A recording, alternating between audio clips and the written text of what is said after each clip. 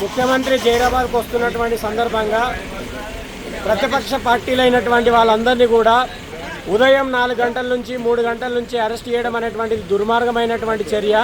ముఖ్యమంత్రి అయిన తర్వాత మొట్టమొదటిసారిగా జైరాబాద్కు వచ్చినప్పుడు జైరాబాద్లో ఉండేటువంటి సమస్యలు తన దృష్టికి తీసుకెళ్లాలన్నటువంటి ఉద్దేశంతో వినతి పత్రాలు ఇస్తామని చెప్పేసి అన్న కూడా ఈరోజు పట్టింపు లేకుండా ఈరోజు అరెస్టులు చేసి ఈ రకంగా చేయడం అనేటువంటి నిర్బంధం ప్రయోగించడం అనేది కరెక్ట్ కాదు.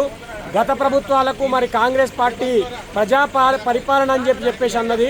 ప్రజలందరూ స్వచ్ఛందంగా ఎవరినైనా కలవచ్చు అని చెప్పేసి అన్నారు.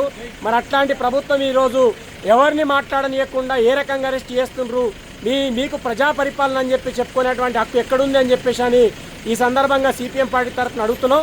కాబట్టి ఈ అరెస్టులను అక్రమంగా అరెస్టులను ఖండిస్తున్నాం. మీరు ఇట్లనే అరెస్ట్ కనుక చేసుకుంటూ పోతే ఈ రాష్ట్రంలో ఉండే సమస్యలు, జైరాబాద్లో ఉండే సమస్యల మీద ఇంకా ఉవ్వెత్తున ఉద్యమాలు లేస్తాయి తప్ప ఈ అరెస్టులతోని ఉద్యమాలు ఆపినటువంటి చరిత్ర ఎక్కడ లేదు. అందుకని ప్రభుత్వం వెంబడే అరెస్ట్ చేసినటువంటి వాళ్ళని విడుదల చేసి వెంటనే ముఖ్యమంత్రి గారికి నిమ్స్ రైతుల సమస్యలు, ఇక్కడ టౌన్లో ఉండే సమస్యలు అన్ని కూడా చెప్పేటట్లు అవకాశం ఇవ్వాలని చెప్పేసి అని సిపిఎం పార్టీ